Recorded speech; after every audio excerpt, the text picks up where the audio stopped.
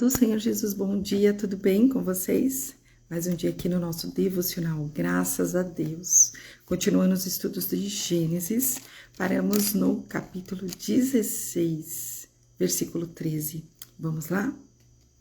Primeiro vamos orar e chamar aquele que é digno de toda a honra e toda a glória, né? Nosso Senhor, Espírito Santo, Trindade Santíssima.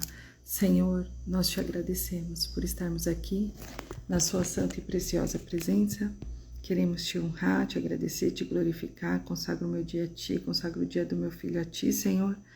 Te peço proteção. Blinda, Pai, a nossa casa, blinda a nossa mente, nosso espírito, nosso corpo. Nós agradecemos pela saúde plena, pela paz, pela alegria, por tudo que o Senhor faz nas nossas vidas, Pai, mesmo em momentos de aflição. O Senhor nos dá paz e nos dá alegria. Pai, se faz presente nesse estudo, Senhor, que o Senhor possa me conduzir, para que palavras que saiam da minha boca possam alcançar almas, corações e espíritos sedentos do Teu amor, da Tua palavra, que as pessoas possam ser transformadas. Em nome de Jesus, amém. Gênesis 16, versículo 13. Essa passagem é sobre quando Abraão recebeu Agar, né? Como sua esposa, porque a esposa dele, Sara, não podia ter filhos. Ele tinha uma promessa, mas não tiveram paciência para esperar. Ele foi, né? Influenciado pela esposa Sara para que se deitasse com sua serva Agar e tivesse um filho. Naquela época, quando eles não podiam ter filhos, o filho da serva, né, com o marido podia se deitar com outra mulher e aquele filho seria do casal. E era isso que Sara estava tentando com Abraão, né? Cansada de esperar a promessa se cumprir, porque eles já eram idosos, e ela quis antecipar os planos de Deus, né?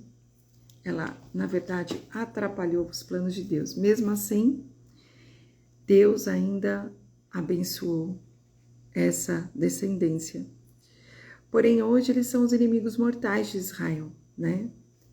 Agar gerou Ismael, que é o pai dos árabes praticamente, nação que hoje é inimiga de Israel. E essa briga de família, como já disse aqui várias vezes, permanece até hoje. E iniciou lá em Israel novamente, né? E está até hoje. Então vamos lá, versículo 16, capítulo 16, versículo 13. E ela chamou o nome do Senhor, que com ela falava: Tu és Deus da vista, porque disse: Não olhei eu também para aquele que me vê? Eu vou ler o capítulo inteiro para vocês entenderem. Ora, Sarai, mulher de Abraão, não lhe gerava filhos, e ela tinha uma serva egípcia, cujo nome era Agar. E disse Sarai a Abraão: Eis que o Senhor me tem impedido de gerar. Entra, pois, a minha serva. Porventura terei filhos dela. E ouviu Abraão a voz de Sara. Assim tomou Sarai, mulher de Abraão, a Agar a egípcia, né, sua serva, e deu-a por mulher a Abraão, seu marido, ao fim de 10 anos que Abraão habitara na terra de Canaã.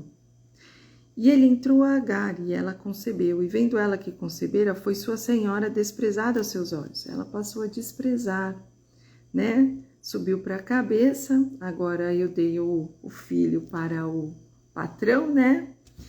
E ela passou a desprezar, a soberba subiu a Agar.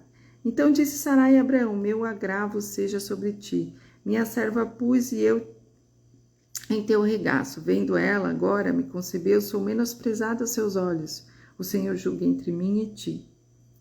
Agar de serva passou a ser a opositora, né?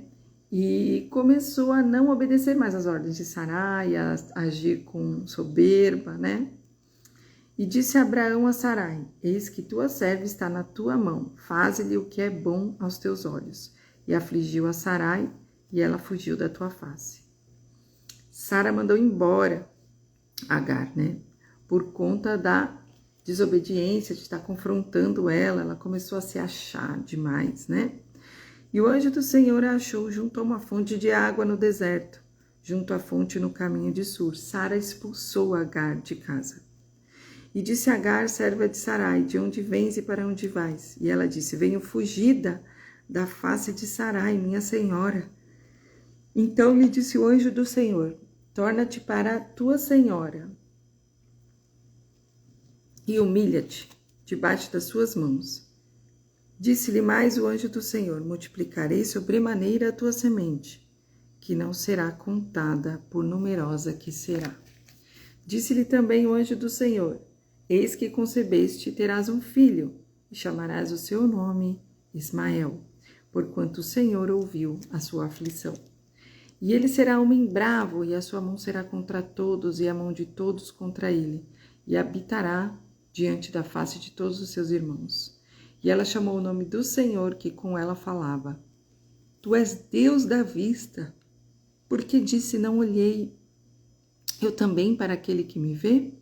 Por isso se chama aquele poço Lai-Roi.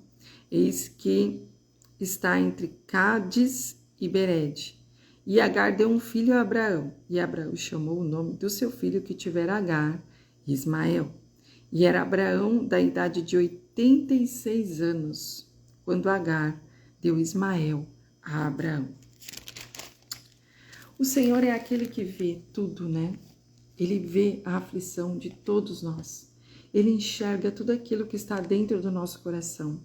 Ele sabe os nossos pensamentos, ele sabe tudo que sobre nosso caráter, ele sabe até mesmo sobre aquilo que nós desconhecemos sobre nós. Ele nos conhece, foi ele quem nos fez, imagem e semelhança dele. Então, ele, se vê Agar, que era uma egípcia, ela servia a outros deuses, né? Virou serva de Abraão, passou a conviver com aquele homem de Deus, com aquela mulher de Deus, e aí houve esse acordo entre ela e Sarai para que ela tivesse um filho com Abraão, né? E assim se fez. Só que alcançou uma certa soberba o coração dela e ela passou a enfrentar, ao invés de ser serva, queria ser senhora, né?